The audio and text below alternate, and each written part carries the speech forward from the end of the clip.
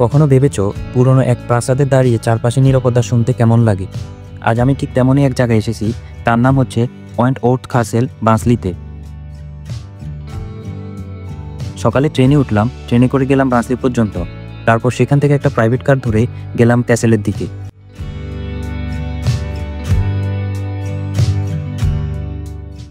গাড়ি থেকে নামার পর প্রায় 8 মিনিটের মতো হাঁটা রাস্তা ছিল। চারপাশটা ছিল শান্ত আর সবুজে ভরা, দেখতে সত্যিই সুন্দর ছিল। আজকের আবহাওয়া ছিল রোদেলা, কিন্তু বরাবরের মতোই যুক্তরাজ্যের আবহাওয়া কখনো ঠিক থাকে না।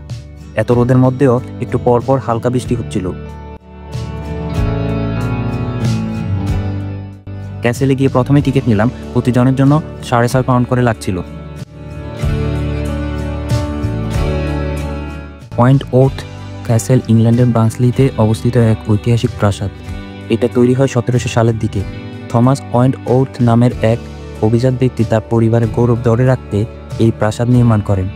চারপাশে বিশাল বাগান আর সুন্দর প্রাকৃতিক পরিবেশে ঘেরা এই জায়গাটা এখন ন্যাশনাল ট্রাস্টের অধীনে সংরক্ষিত।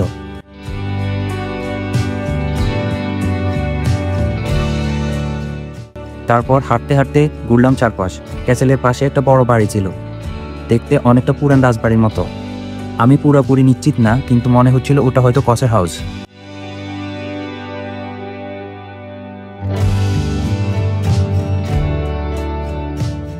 তারপর গেলাম ভিতরে উইল্ডারনেস গার্ডেনে। এখন যেহেতু বসন্ত না, তাই বেশি ফুল ছিল না, কিন্তু শরতের রঙে চারপাশটা অনেক সুন্দর ছিল। রোদেলা বৃষ্টির মাঝে কয়েকবার রংধনুও দেখলাম।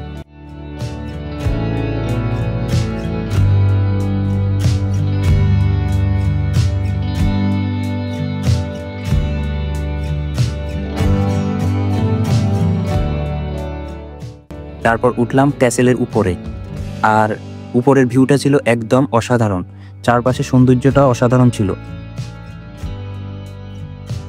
যারা এখানে আসতে চাও তারা বার্নসলি ট্রেন স্টেশনে আসার পর বাস বা প্রাইভেট গাড়ি নিলেই পয়েন্ট ওর্থ কাসেল বললেই ওরা নামিয়ে দিবে।